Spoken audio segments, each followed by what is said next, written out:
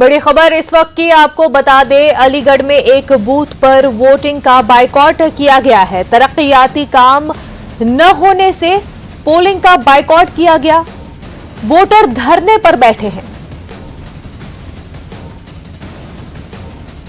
खैर असेंबली हल्के के लोग नाराज हैं। गांव खुराना में सुबह से सिर्फ एक वोट डाला गया है। पोलिंग बूथ पर सन्नाटा छाया हुआ है। तो आपको बता दें, ये चुनाव का माहौल, चुनाव का वक्त ऐसा रहता है जब लोग अपनी नाराजगी जताते हैं। जब उनके काम नहीं होते तो उसका पूरा हक जो उनको नाराज होने का है वो जताते हैं। वही अलीगढ़ में देखने को मिल रहा है। अलीगढ़ में एक बूथ पर वोटिंग का बायकॉट किया जा रहा है। तरक्कियाती काम न होने से लोग पोलिंग का बायकॉट करते हैं। वोटर धरने पर बैठे हैं। गांव खुराना में सुबह से सिर्फ एक ही वोट डाला गया है। पोलिंग बूथ पर सन्नाटा छाया हुआ है।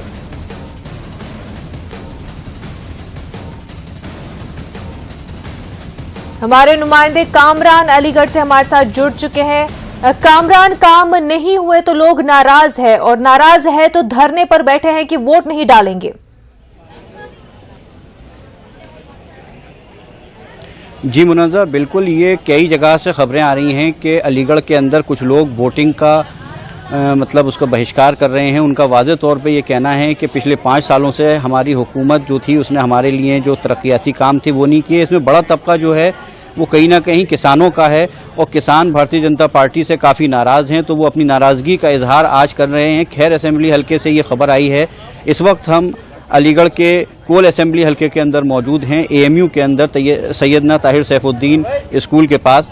तो हमारे पास ये जो खबर है वो यही है कि खैर असेंबली हल्के के अंदर कुछ वोटरों ने बाइकआउट किया है और उनका यही कहना है कि जो तरक्कियाती काम हैं वो सरकार ने नहीं किए और हमारे से जो वादे किए थे वो पूरे नहीं किए। इसलिए आज हम यहाँ पर अपना मत का अधिकार नहीं कर रहे और सरकार को हम ये जवाब देना चाहते हैं। जी मुनज़्ज़र, तो ये बता दें कि किसान नाराज है और लोग जो है अपनी नाराजगी वोटिंग न देकर कर रहे हैं, लेकिन इसका असर जो है आने वाले काम पर भी होगा। कामरान, लोग वोट नहीं डालेंगे तो आगे भी काम नहीं होगा।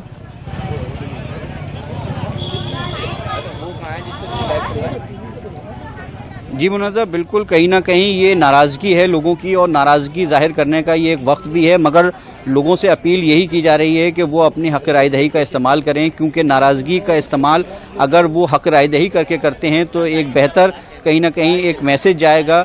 वो अपनी पसंद के उस उम्मीदवार को चुन सकते हैं जिससे उनको उम्मीदें हैं, वो जिससे चाहते हैं कि उनके हलके के लिए वो तरक्याती काम करे। क्योंकि खैर असेंबली हलका जो है वो पिछले 5 साल से भारतीय जनता पार्टी के पास था और इस असेंबली हलके के अंदर कहीं ना कहीं वो तरक्याती काम नहीं हो सके जो वहाँ की आवाम के लिए मुतकाज़ी थे। जी, ये बता दें कि क्या अभी तक नाराज वोटरों को मनाने कोई उन तक पहुँच पाया है? मुनज़्ज़र, अभी तक ज़िला इंतज़ामिया की तरफ से कुछ कोशिश की गई है। उस इलाके के अंदर जो सेक्टर इंचार्ज हैं उन तक ये खबर पहुंची है, वो गए हैं, आवाम से बात करने की कोशिश कर रहे हैं, मगर कहीं ना कहीं आवाम का ये कहना कि हम वोट नहीं कर रहे, ये एक तरह से इस बात की अलामत है कि वो नोटा का इस्तेमाल कर सकते हैं कहीं ना कहीं, मगर वोट का बहिष्कार करना ज़िला प्रशासन की कोशिश है कि वो उनको मनाएं और हो सकता है कुछ देर में वहाँ वोटिंग का अमल शुरू हो जाए। जी बिल्कुल। और अगर हम अलीगढ़ की बात करें तो पोलराइज करने की बहुत कोशिश हुई है कामरान। अलीगढ़ में जिस तरह से चुनावी कैंपेनिंग हुई है, क्या इसका असर साफ तौर पर लोगों के वोट पैटर्न पर भी पड़ा है? देखिए मुनज़्ज़र, बेशक कहीं ना कहीं पोलराइजेशन की जो बात कही जा रही थी शुरू में वो आज सही साबित होती नज़र आ रही है। अलीगढ़ के अंदर पिछले 7 असेंबली हल्के पिछली गवर्नमेंट में भारतीय जनता पार्टी ने जीते थे और जिस उम्मीद और जिन वादों के साथ भारतीय जनता पार्टी ने के इन उम्मीदवारों को अलीगढ़ के अवाम ने जिताया था वो उस कसौटी पर खरे नहीं उतरे। कहीं ना कहीं नाराज़गी अवाम की है। अवाम को बेरोज़गारी का मसला है, महंगाई का मसला है और बहुत से ऐसे मसले हैं जिनको लेकर ये अवाम वोट करना चाहती थी, मगर आज जिस तरह के हालात हैं तो उन हालात के अंदर मुसलसल ये देखा जा रहा है कि कम्युनलाइज करने की कोशिश की जा रही है इस इलेक्शन को और हिंदू मुसलमानों के बीच में बांटने की कोशिश की जा रही है इस इलेक्शन को, और यही अभी तक की जो पोलिंग हुई है उसमें नज़र आया है, क्योंकि हिंदू इलाके जो हैं यहाँ के, जहाँ गैर मुस्लिम तबका रहता है, वहाँ सिर्फ और सिर्फ इसी बुनियाद के ऊपर वोटिंग हो रही है। वहीं मुस्लिम इलाकों के अंदर भी कोशिश ये की जा रही है कि एक उम्मीदवार के हक में वोट दिया जाए। मगर यहाँ अगर जिस वक्त जिस विधानसभा में मैं खड़ा हूँ, ये कोल विधानसभा है, यहाँ समाजवादी पार्टी से अज्जू इसहाक हैं, तो वहीं बीएसपी से मोहम्मद बिलाल हैं, वहीं कांग्रेस से विवेक बंसल और भारतीय जनता पार्टी से अनिल पाराशर। तो ये कहीं ना कहीं त्रिकोणीय मुकाबला है, सहरुखी मुकाबला इसे कह सकते हैं, क्योंकि मुस्लिम वोटों के ऊपर नज़र समाजवादी पार्टी की भी है, बीएसपी की भी है और कांग्रेस की भी है।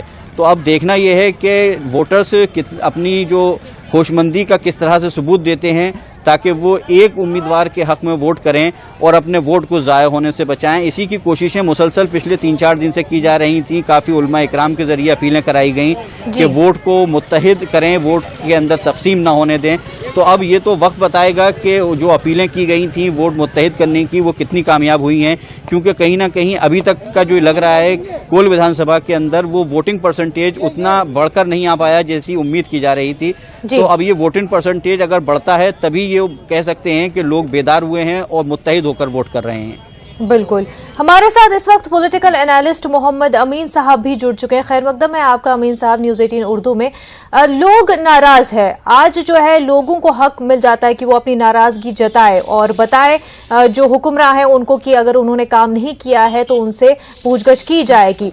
कई जगहों से ऐसी खबरें आ रही है, हमारे नुमाइंदे कामरान बता रहे थे कि किस तरह से खैर में लोग नाराज हैं और अपने वोट कास्ट नहीं कर रहे हैं।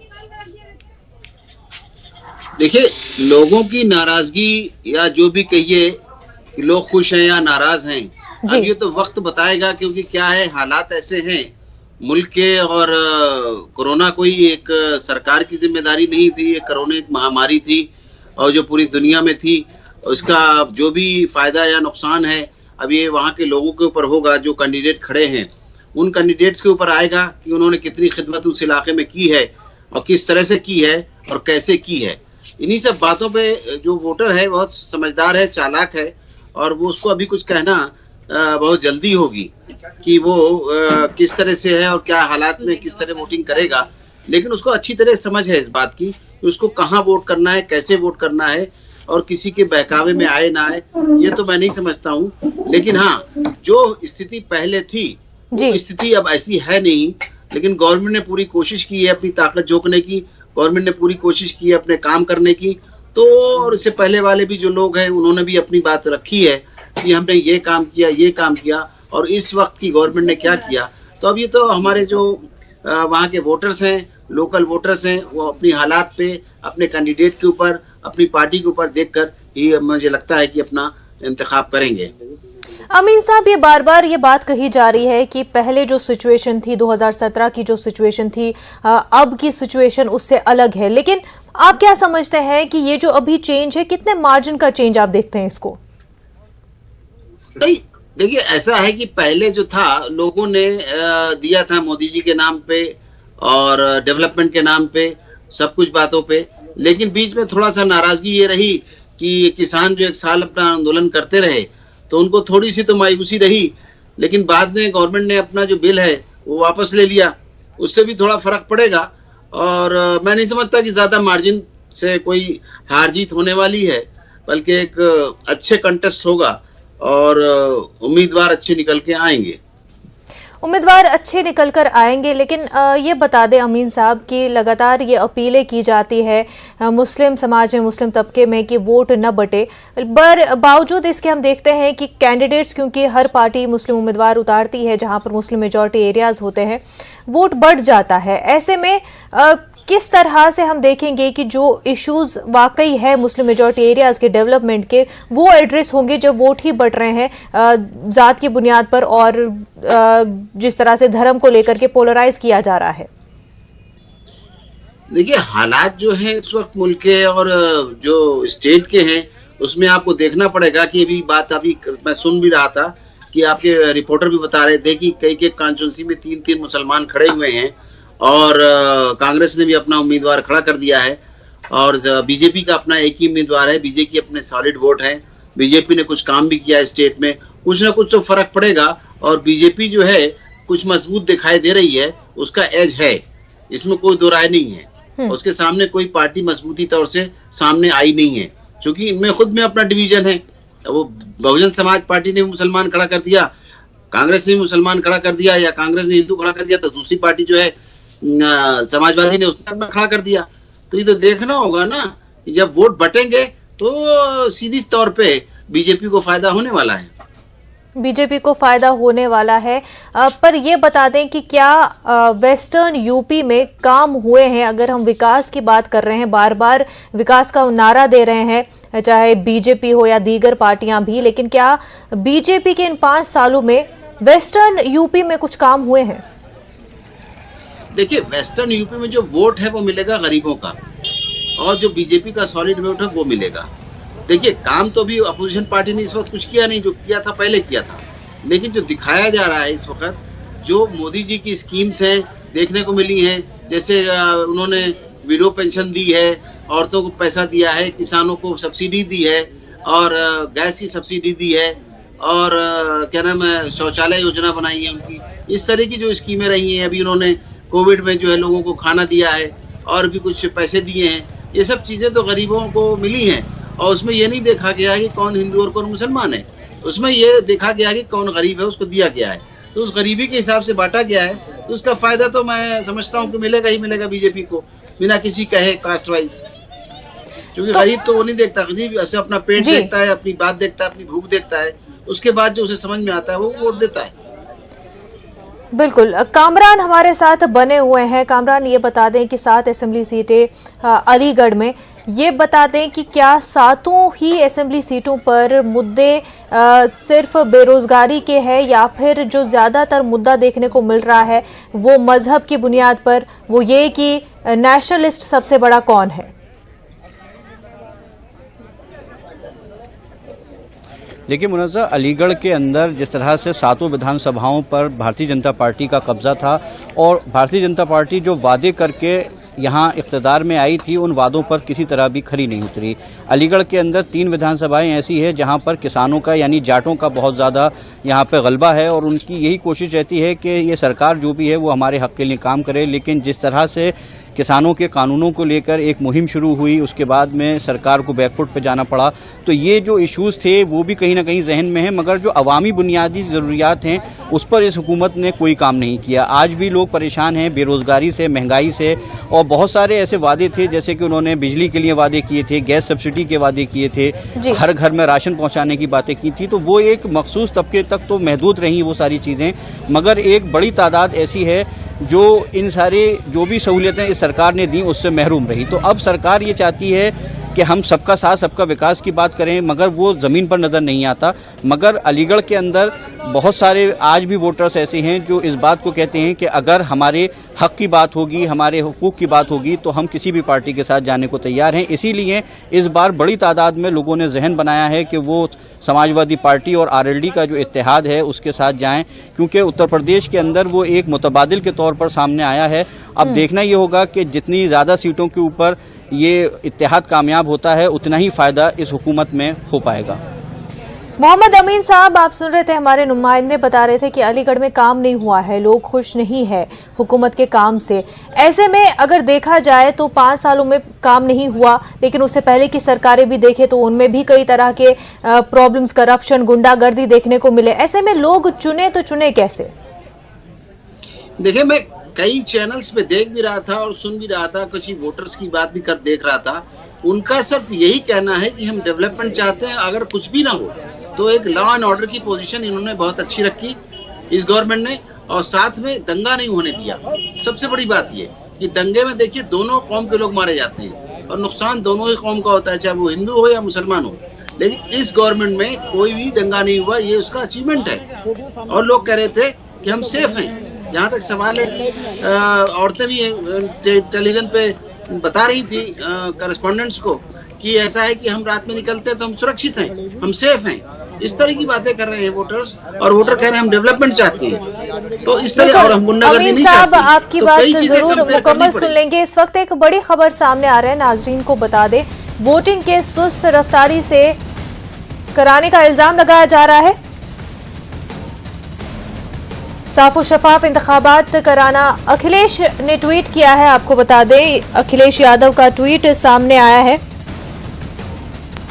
अखिलेश यादव लिखते हैं, इलेक्शन कमीशन से अपील करते हैं, जहां ईवीएम खराब है फौरी कार्रवाई की अपील की है। अखिलेश यादव ने वोटिंग की सुस्त रफ्तारी से कराने का इल्जाम लगाया है। साफ और शफाफ इंतखाबात कराने ईसी की जिम्मेदारी है। तो अखिलेश यादव ट्वीट करते हैं, ट्वीट में इलेक्शन कमीशन से अपील करते हैं कि जहां ईवीएम खराब है फौरी कार्रवाई की अपील की है। वोटिंग के सुस्त रफ्तारी से कराने का इल्जाम भी लगाया है। साफ और शफाफ इंतखाबात कराने की ईसी की जिम्मेदारी है, अखिलेश यादव ने लिखा है।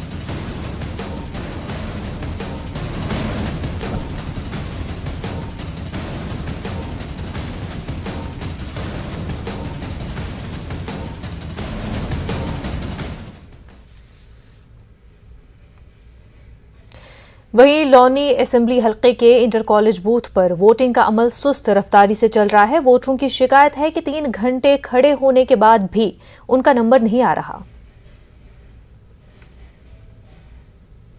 हम लोनी विधानसभा के इंटर कॉलेज में है और यहाँ पर जो पोलिंग बूथ बनाया गया है उसमें काफ़ी लंबी लंबी लाइनें देखने को मिल रही हैं। आप देख सकते हैं कि कितनी ज़्यादा ये लंबी लाइनें हैं।